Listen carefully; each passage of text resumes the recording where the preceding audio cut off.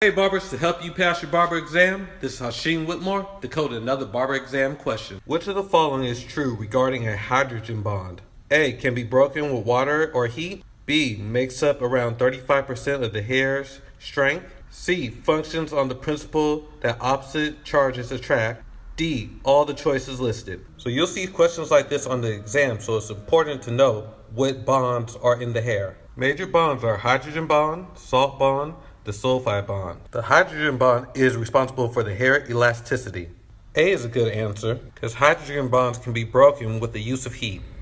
Also can be broken with the use of water as in a wet set. B is a good answer because individually hydrogen bonds are very weak, but together they make 35% of the hair strength. C is a good answer. The hydrogen atom in one molecule is attracted to an atom of another molecule that has a negative electron. D is the correct answer. So if you want to pass, click the link in my bio.